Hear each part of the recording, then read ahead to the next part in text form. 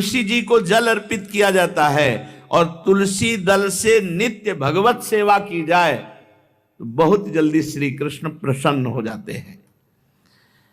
प्रतिदिन जो तुलसी जी की भक्ति करता है, तुलसी का पौधा रोप करके तुलसी जी का सिंचन करना, तुलसी जी को तिलक लगाना, तुलसी जी को माला पहनाना, तुलसी जी की परिक्रमा करना, तुलसी जी को प्रणाम करना, वो कोटि सहस्त्र युगों तक ऐसा महान सुकृत होता है कि भगवान श्री कृष्ण के नित्य समीप रहता है जो तुलसी जी की सेवा करता है।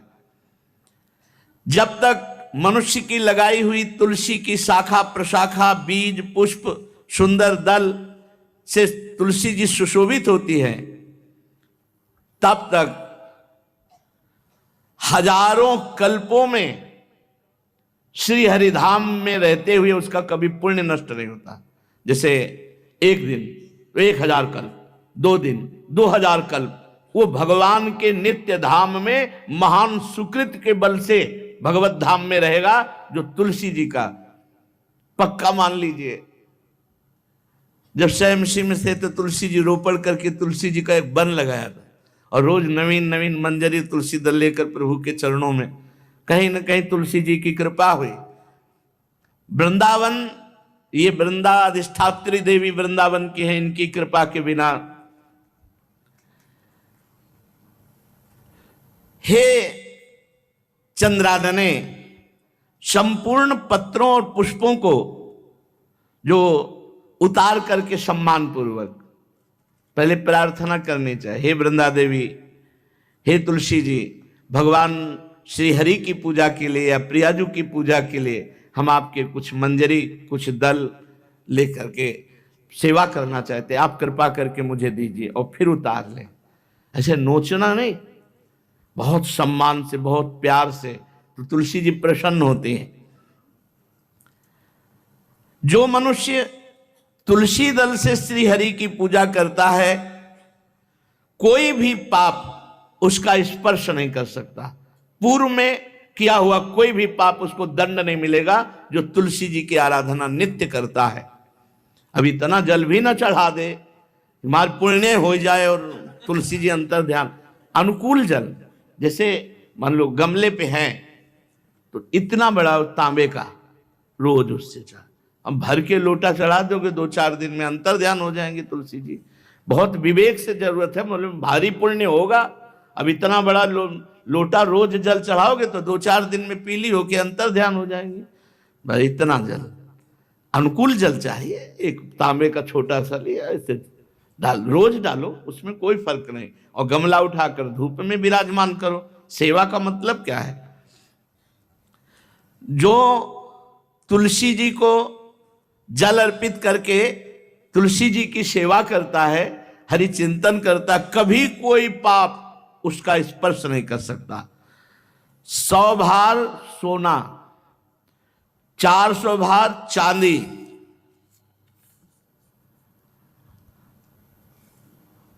का जो दान करने का फल होता है, वो एक तुलसी दल उतार, जो अपने द्वारा लगाई हुई तुलसी दल, वो हरि के चरणों में अर्पित करो। ये 100 भार सोना और चांदी बराबरी नहीं हो सकती। कितना महत्व है। जो रोज तुलसी दल चयन कर, द्वादशी को ना चयन करे, द्वादशी को मतलब बहुत बड़ा अपराध लगता है तुलसी दल का, इस मतलब तुलसी के वृक्ष का भी स्पर्श न करे। प्रणाम नमस्कार दूर से, एक भी दल नहीं टूटना चाहिए। द्वादशी को ऐसा हमने महापुरुषों से सुना है कि मंजरी और पत्र उतारना ये ठीक नहीं, बिल्कुल नहीं ठीक है। ब्रह्म हत्या का फल लगता है, अगर जो पाप लगता है अगर कोई द्वादशी को तुलसी चयन, बहुत सावधानी से। जिसके घर में तुलसी का बगीचा होता है, कई पौधे होते हैं, उसको कहीं तीर्थ जाने की जरूरत नहीं, उसका घर तीर्थ है जिसके घर में तुलसी के पौधे हैं। और यमराज कभी उस घर में किसी भी मरने वाले को लेने नहीं आएंगे जिसके घर में तुलसी। लगा लो भैया तुलसी लगा लो घर में, काहे को यमराज को आने दोगे? सबके घर में तुलसी। कितना सुंदर पहले था। घर में आंगन होते थे, आंगन में एक बहुत बड़ा और फिर उसमें तुलसी जी, और फिर उसमें 2-4 नर्मदेश्वर और शालिग्राम ऐसे, और फिर घर का हर व्यक्ति जल चढ़ाना, प्रणाम करना, नमस्कार करना, 4 पर। कितनी पवित्र पद्धतियां हमारी थी। जब रसोई बने पहली गाय के लिए, फिर कुछ पक्षियों के लिए, फिर कोई संत महात्मा, कोई भिक्षु, ऐसा कितना पवित्र व्यवहार। अभी यहाँ जैसे हमने देखा है, ये रसोई बन रही ना, तो धुआं नहीं खत्म होने पाता, वो ही सब अपवित्र किए हुए हैं, राक्षसी बुद्धि आती चली जा रही। तुलसी जी, ये भागवती को वस्तुएं, हमें लगता है बालकनी तो होती है, बढ़िया बालकनी में एक ऐसा उठाने धरने वाला स्टैंड लोहे का रखो कि तुलसी जी को विराजमान कर दो। जिसके घर में तुलसी जी विराजमान होती हैं, उसके घर में यमराज कभी नहीं जाते। जो तुलसी जी का सेवन करता है, उसकी सारी कामनाएं तुलसी जी पूर्ण कर देती हैं। तुलसी जी को लगाना, तुलसी जी का पालन करना, तुलसी जी को सिंचन करना, तुलसी जी का दर्शन करना, तुलसी जी का स्पर्श करना, मनुष्य के द्वारा जो मन, वाणी और शरीर से पाप हो गए, सबको तुलसी महारानी क्षमा कर देती है, दग्ध कर देती है। पुष्कर आदि तीर्थ, गंगा आदि परम पावन नदियां, ये सब जो स्नान आदि, अवगाहन आदि करने का फल देते हैं, वो केवल तुलसी जी घर में विराजमान है, उसको वो फल मिल जाएगा। कितने बढ़िया। जो तुलसी जी की नवीन मंजरी प्रभु के चरणों में अर्पित करके प्रणाम करता है, वो चाहे कितना भी अपराध किए हो, वो कभी यमपुरी को नहीं देखेगा, कभी यमराज के पास नहीं जाएगा। जो मनुष्य तुलसी काष्ठ का घिसा हुआ चंदन लगाता है, उसके सारे संचित भस्म हो जाते हैं, और क्रियमाण जो वर्तमान, वो कभी उसको बांध नहीं सकते। तुलसी जी का काष्ठ का घिसा हुआ चंदन, जिसके घर में तुलसी की छाया होती है, वहां पितरों को अपने आप कल्याण प्राप्त हो जाता है। जो श्राद्ध करने से लाभ मिलता है पितरों को, घर में तुलसी लगा के, जो तुलसी की छाया, बड़ा वृक्ष, पितरों को तृप्ति मिलती है। चतुर्भुज ब्रह्मा जी सारंग धनवा श्री हरि के महामहिम स्वरूप की अनुभूति करने के लिए भी कहा है कि तुलसी जी का महान महात्म्य है। अगर तुलसी जी का सेवन करे तो भगवान श्री हरि की महिमा को जान जाएगा। स्त्री हो या पुरुष, पुरुष नपुंसक नारीवा जीव चराचर कोय, सर्व भाव भज कपट तज मोहि परम प्रिय सोय। शरीर वर्दी है, हमारी पोशाक है, हम सब एक हैं, आत्मस्वरूप है, कुछ अलग नहीं है। शरीर केवल पांच भौतिक है तो सबका पांच भौतिक है, उसमें चिन्ह है स्त्री पुरुष के, बस इसके लिए भगवान की आराधना निषेध थोड़ी है। जो स्त्री या पुरुष श्री तुलसी जी के काष्ठ के मनके बना के, जैसे छोटी कंठी या बड़ी माला धारण करता है, श्री कृष्ण उसके बस में हो जाते हैं। यह है तुलसी जी की महिमा। परम सुभाग श्री कृष्ण मिल जाते हैं, और कौन सी हमें उपलब्धि चाहिए। हे गोपनंदिनी, तुलसी जी का सेवन करने से श्री कृष्ण वश में हो जाते हैं। जो तुलसी की माला से नाम जप करता है, काउंटर वाली बात तो स्मृति के लिए भाई है, हम निषेध नहीं करते, नहीं बहुतों के भजन बंद हो जाएंगे, पर हम इतनी महिमा जरूर बता देते हैं कि तुलसी माला से जो नाम जप किया जाता है, उससे आध्यात्मिक सिद्धि बहुत जल्दी होती है। गुरुदेव भगवान कहते, जो अंगुलियों से रगड़ होती है मन का से, उसमें आध्यात्मिक ऊर्जा शक्ति तुलसी माला से। प्लास्टिक पर भाई करो, निषेध नहीं कह रहे, बंद हो जाएगा वो भी राधा राधा कहना, वो हमें बंद नहीं करना। हम कह रहे हैं तुम जैसे बने वैसे करो, लेकिन माला का बहुत बड़ा प्रभाव है। तुलसी परम पवित्र भगवान श्री हरि की प्रिया, और उनके काष्ठ को जब हम ऐसे ऐसे नाम के साथ, तो विशेष ऊर्जा शक्ति, आध्यात्मिक शक्ति हमें जागृत होती है। हो सके जिनको ऐसा बन सके तो छोटी एक वो आती है सुमिरनी, उसको रख लो अपनी जेब में, रख लो, उससे करो। और नहीं है तो भैया तुम इसी से करो, नाम जप करो, भाव को भाव अना खालसो, नाम जपत मंगल दिस दसो।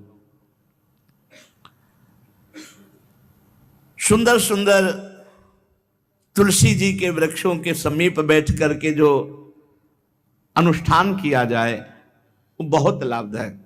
श्रीमद् भागवत का, गोपाल सहस्त्र नाम का कोई भी पाठ तुलसी जी के समीप विराजमान करके किया जाए, आचार्य को बुला करके तुलसी पूजन करना चाहिए, विविध प्रकार के अनुष्ठान, अरे तभी तो सब मंगल होता है। पहले था, हमने देखा है, 4 बजे माताजी दरवाजे के सामने लीपती, रोज का काम। जो पुराने घरों में देहरी के आगे आके 4 बजे लीप करके वहां अपना चौक पूर के दीपक जला, क्या पवित्रताएं थी, क्या मंगल था।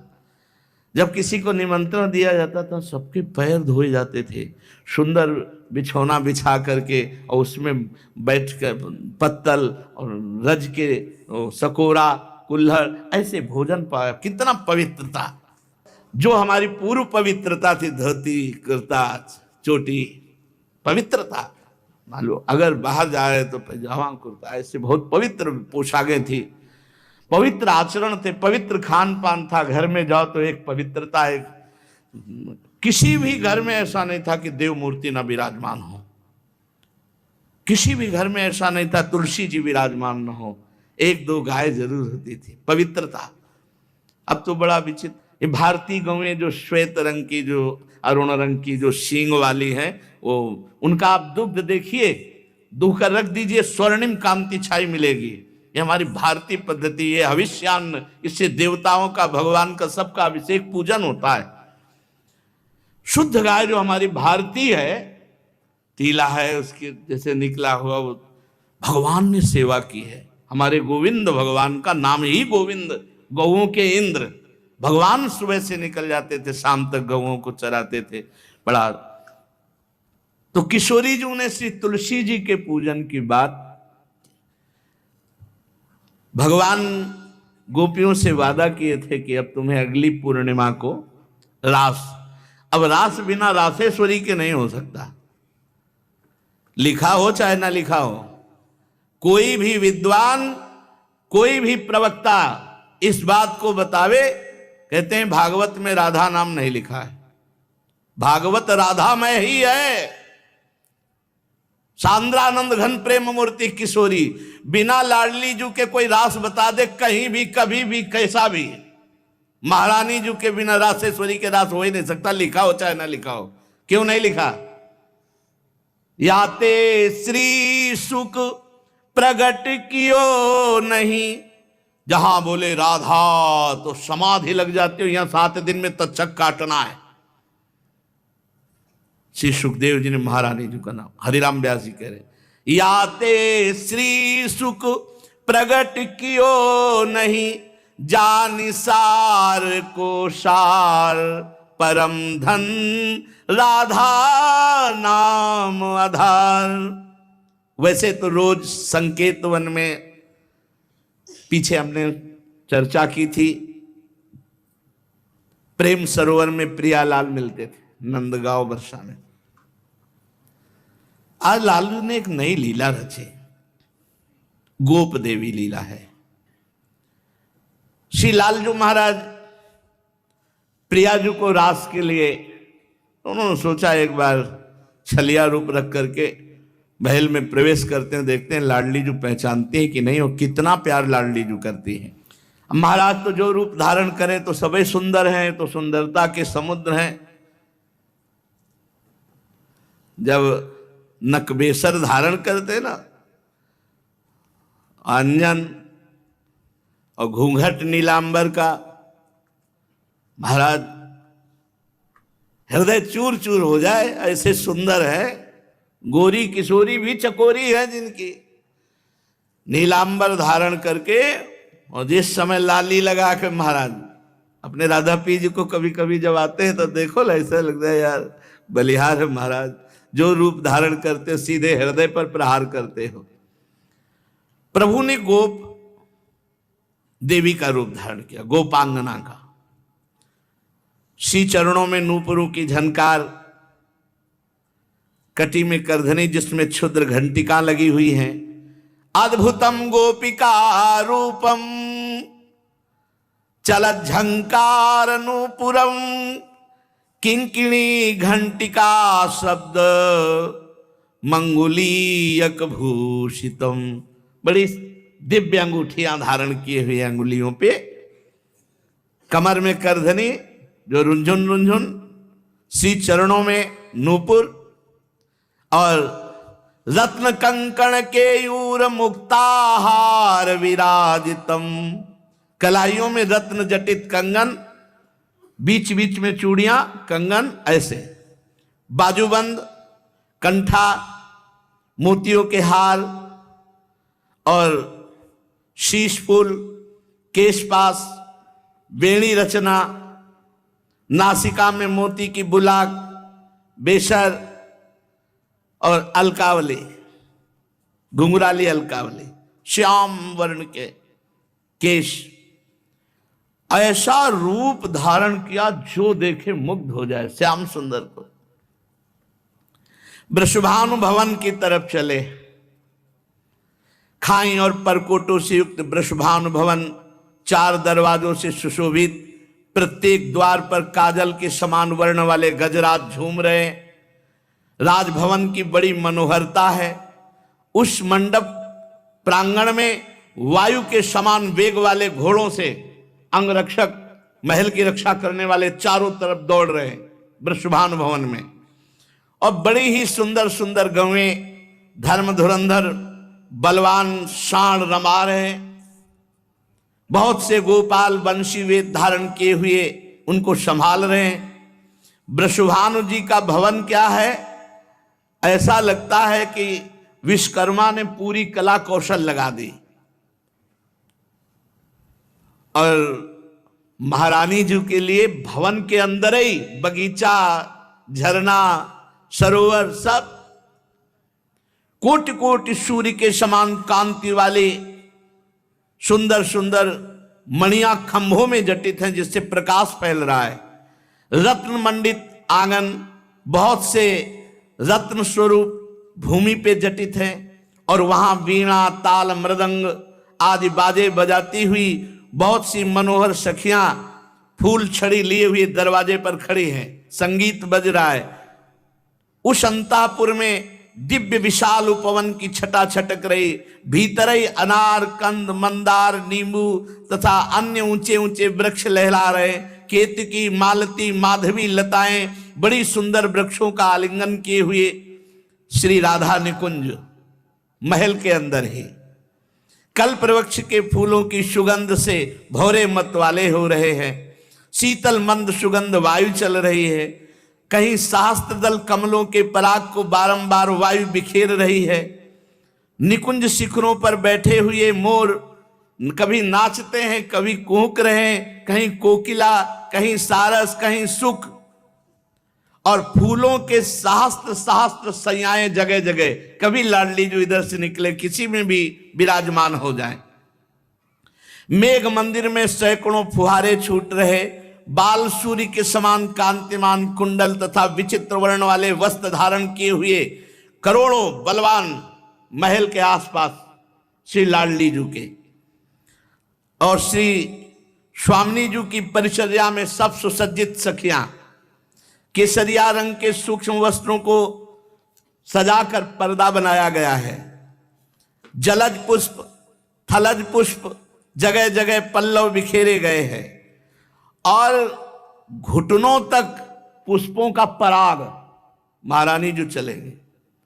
राजभवन में ऐसा मालती मकरंदों के फव्वारे, मालती मकरंदों के, मालती के सुंदर मकरंद के पराग के सुगंध से युक्त ऐसे फव्वारे चल रहे हैं।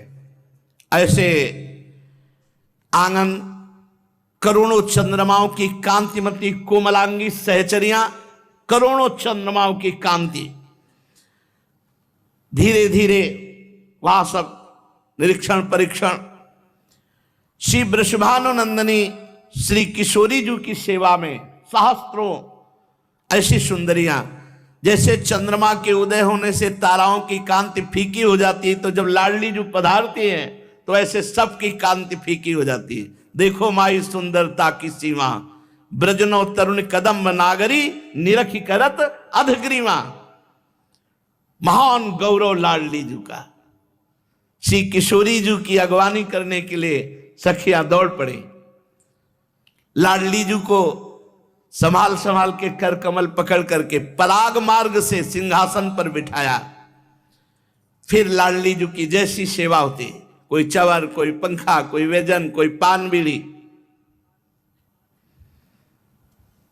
अब ये गोप सुंदरी थोड़ा घूंघट करके सकुचाती हुई कोई टोक न दे, वृषभानुभवर में पहुंची। एक सखी ने देखा फूल छड़ी से, रे कौन हो आप? मैं गोप सुंदरी हूं, गोप देवी। क्या कार्य है? आपकी महारानी से मिलना है, मुझे शिकायत करना है। क्या शिकायत करनी? शिकायत करना है तो बाबा से करो जाकर। वो बात बाबा से नहीं कह सकती जो बात हमारे साथ हुई है, वो बात केवल लाडली जी से कह सकती है और वही हमारा निर्णय कर सकती है। हाँ, तो कोई गंभीर बात है, गंभीर बात है, इसीलिए तो महारानी जी कोई गोप सुंदरी आई अपने को बोल रही और वो आपसे अपना न्याय करवाना चाहती है। आदर पूर्वक उसको लाओ। पुष्पों के पावड़े जहां थे वहीं से गोप सुंदरी को घूंघट इतना किए हुए हैं, क्योंकि लाडली जी के सामने नेत्र चपलता इनकी खुल जाती है, तो इतना घूंघट किए हुए हैं। आदर से सत्कार पूर्वक पार्श्व में ही एक सिंहासन आसन डलवाया। आओ, तुम हमारी अतिथि हो, तुम्हारा स्वागत है, बैठो। कुछ खाओ पियोगी? हृदय जल रहा है, खाएं पिए क्या? नहीं, बात क्या हो गई? ऐसा क्या हृदय जल रहा है? कुछ आपको नहीं, हमारी पहले बात सुन लो और न्याय कर दो, बस हो गया। अच्छा सुंदरी, तुम्हारा स्वागत है। स्वागतम ते सखि शुभे नामधेयम बदासु में, भूरि भाग्यम ममई वाद्य भवत्यागतया स्वतः। स्वागत है, स्वागत है सुंदरी, तुम्हारा स्वागत है। मुझे ऐसा लग रहा है मेरे भाग्य से तुम आई हुई हो, क्योंकि जब मैं तुम्हारे जो अंग खुले दिखाई दे रहे हैं उनको देखती हूं तो मुझे विशेष सुख मिलता है, जैसे मेरे प्रीतम के सुख, मेरे प्रीतम की स्मृति आपके दर्शन से आ रही है। त्वत्समानम दिव्य रूपम दृश्यते नहीं भूतले, यन्न त्वं वर्तसे शुभ्रू पत्तनम धन्यमेव तत्। सुंदरी, तुम्हारा स्वागत है।